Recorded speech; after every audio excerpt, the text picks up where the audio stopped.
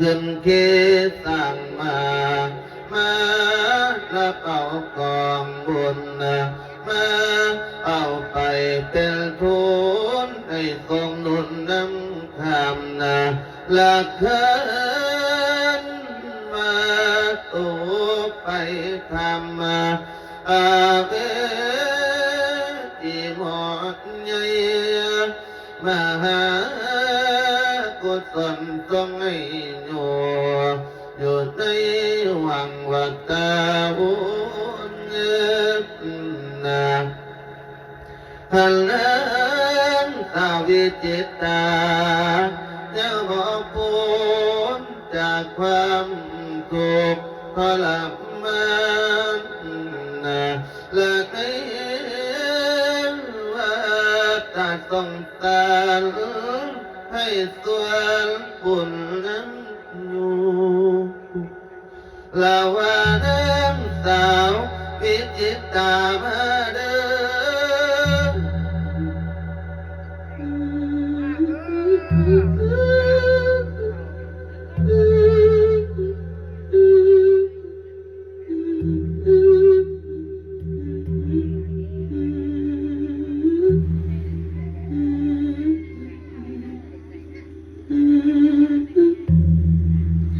ลาวา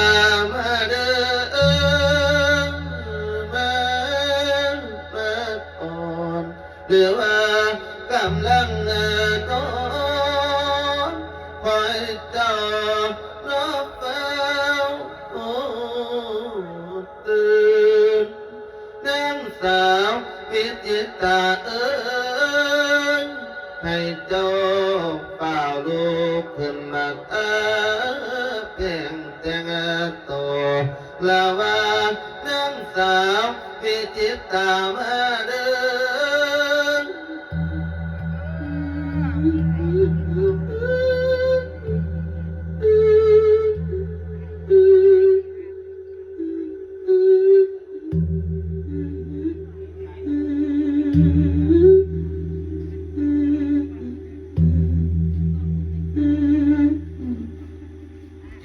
ลาวามาเดินลามาจังโตโกขึ้นไปเบิ่งเวียนหางไปเบิ่งกรุงเที่ยวบ้านอยู่ตะวันวีมาไปโตดวงน้อจันจาเธอเวหาฟ้าตัวยืน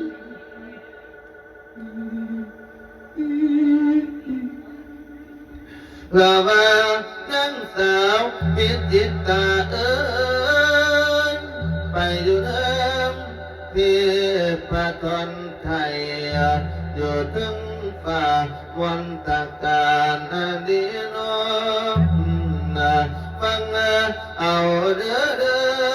ท่านเรื่องสังขารให้คิดเทียให้เจ้าฟังเดีย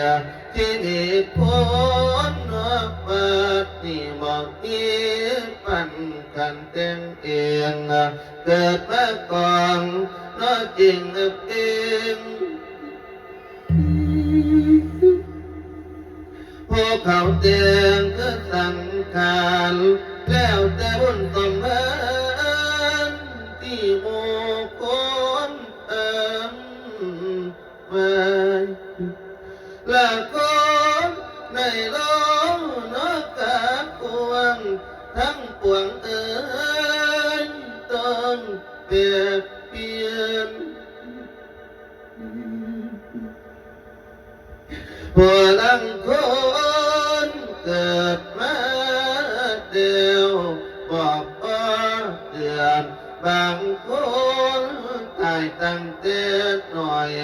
ได้ต้อนขึ้นสู่สวรรค์ดีนอบอุปมาคือนังส สวิจิตตาผู้ที่ใต้นี้ไก่บ่อะไรสุ่มเสียงบ่หวังน้ำพอตีเอียตายหลีโลดบ่มีวันเปื้อโลดบ่มีวันคื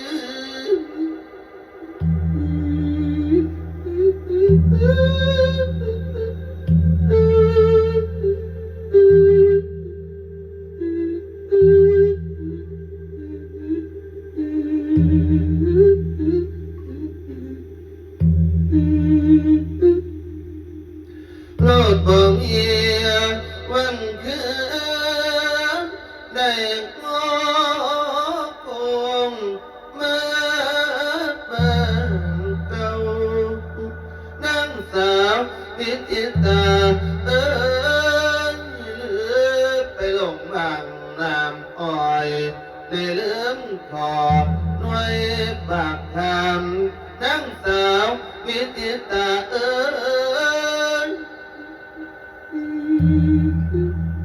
ละมองเห็นละควันตูบดันมันค่อยๆน้อ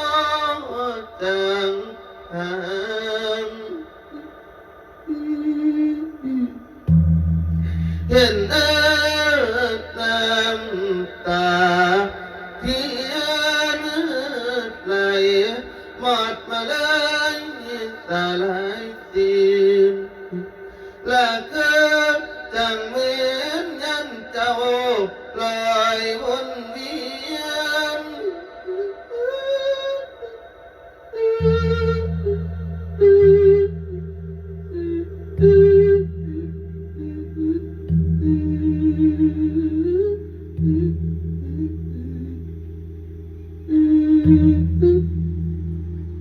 และลอยวนเวียนคือจังเจ้ายังเป็นนางสาววิจิตรา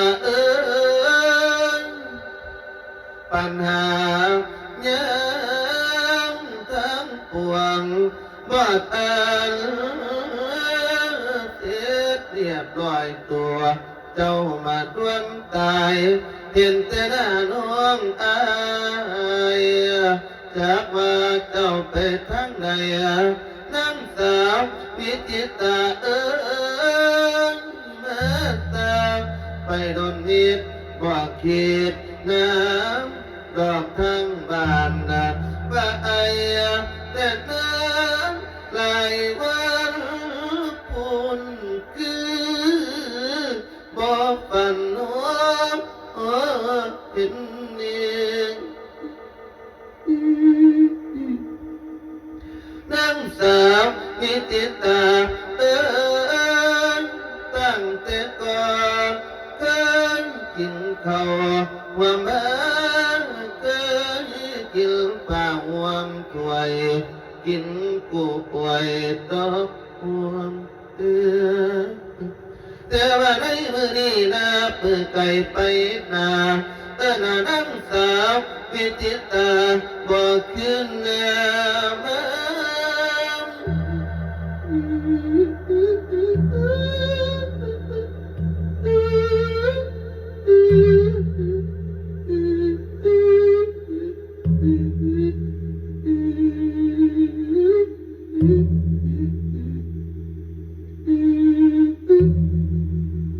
บอกขึ้นมาเปิดตามเจ้าไปใส่น้องไปใส่น้องนางสาววิจิตราโอ้บ่น้อที่นอนทั้งที่กระจุมหาดีน้องนางสาววิจิตราในมือนี่เอื้อยอายน้องร้านเจ้าเพื่อนได้เตียงกว้างพาราต้องไปหาดวงเนื้อจานในดว สุขตาไปบางเราว่านั่งสาวพิจิตามาเดิม